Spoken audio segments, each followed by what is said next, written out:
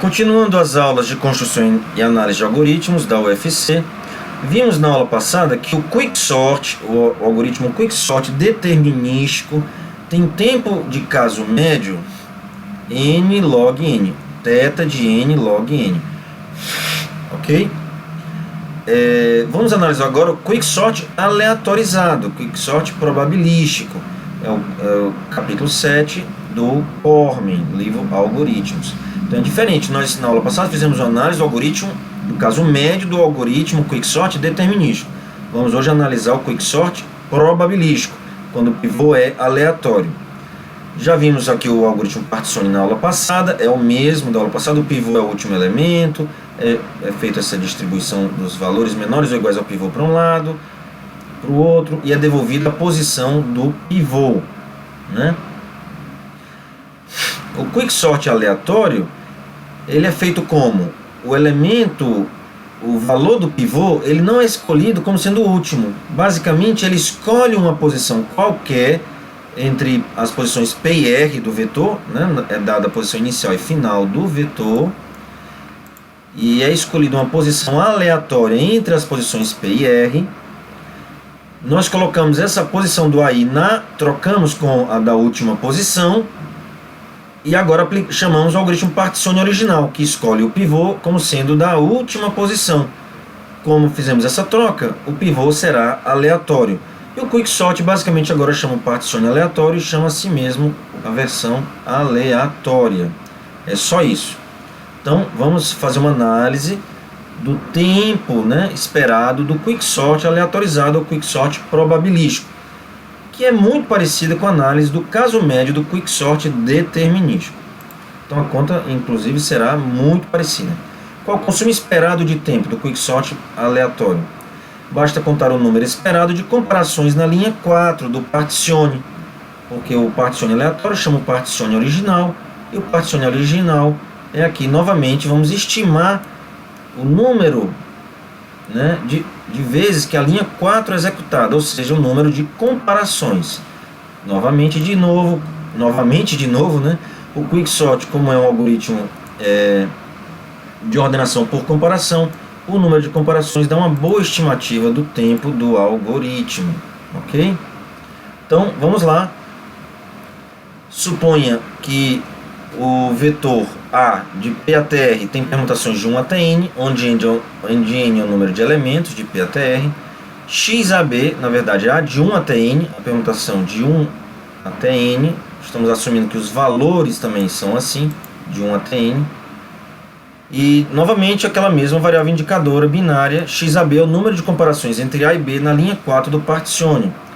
A e B são valores do vetor, que nós estamos considerando que são valores de 1 até N, né? Ok? E nós queremos saber o número de vezes que o A é comparado com o B. Nós já vimos na aula passada, usamos uma abordagem muito semelhante, igual na verdade, que o A e o B só serão comparados uma única vez, né? Então é basicamente 0 ou 1. Se o A é comparado com o B, é 1, se não, é 0. Ok? Queremos calcular X, a variável aleatória, né, que indica o número total de comparações, é o somatório dessas variáveis indicadoras 0 ou 1, para todo valores, né, não posições, valores do vetor A de 1 até N menos 1, B de A mais 1 até N, A menor do que B. Ok? X a B é 1 se, novamente, A ou B é o primeiro pivô entre A e B. Perfeito? E 0 caso contrário.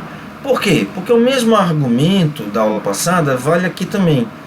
O único modo de A ser comparado com B é se for comparado com um deles for o pivô. As comparações aqui no algoritmo Particione só são feitas com o pivô. O pivô é um elemento do vetor. As comparações sempre são feitas entre valores do vetor com o pivô. Certo? Mas se um primeiro pivô entre os elementos A até B for um valor aqui do meio, não é? O valor A vai para um lado do vetor, o valor B vai para o outro lado do vetor. O A e o B nunca mais serão comparados. Então, como a comparação é sempre feita com relação ao pivô, então o primeiro pivô entre esses elementos de A até B tem que ser o A ou tem que ser o B. Se for o A, o B vai ser comparado com o A, que é o pivô. Se for o B, o A vai ser comparado com o B, que será o pivô. Ok? E qual é a probabilidade disso acontecer? Como o pivô é aleatório, não é isso? Como o pivô é aleatório agora, a gente não precisa mais fazer aquelas contas de fatorial, n menos 1 fatorial sobre n fatorial dá 1 sobre n, mas a conta aqui vai dar a mesma. Qual é a probabilidade do primeiro, vamos escolher um pivô aqui aleatório, entre A até B. Qual é a chance de ser, a probabilidade de ser um elemento qualquer? É 1 sobre o número de elementos, não é isso? Porque aquele random do algoritmo particione aleatório, ele escolhe uma posição aleatória entre P e R. Qualquer uma das posições tem a mesma chance de ser escolhida, não é isso? Então a probabilidade disso acontecer é 1 sobre o número de elementos para o A, com a probabilidade do A ser o primeiro pivô a ser escolhido aqui. 1 sobre o número de elementos, B menos A mais 1. Com a probabilidade de B ser o primeiro pivô a ser escolhido aqui. 1 sobre B menos A mais 1. Então a conta será a mesma, essa é a esperança de XAB, que é a mesma coisa que a probabilidade de XAB ser 1, porque XAB é uma variável indicadora 0 ou 1. Ok? Então x é o somatório dessas variáveis indicadoras, a esperança de x é a esperança desse somatório, que é o somatório dessas esperanças, pela linearidade da esperança. É a mesma conta da aula passada, a esperança de XAB e a probabilidade de XAB ser igual a 1, nós acabamos de ver que é 2 sobre B menos A mais 1, fazendo uma mudança de variáveis, né, nós temos 2 sobre K mais 1, e fazendo estimativas, né, um limite superior, trocamos aqui por N, né, então fica... Nós fazemos uma estimativa, na verdade n menos 1, ao invés de n menos a, n menos 1, um limitante superior, então dá 1 sobre 1, mais 1 sobre 2 até 1 sobre n, é o número harmônico Hn, ok?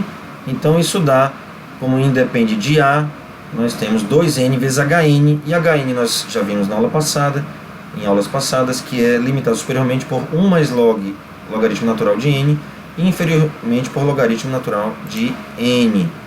Conclusão: o algoritmo quicksort aleatório tem tempo esperado θ de n log n.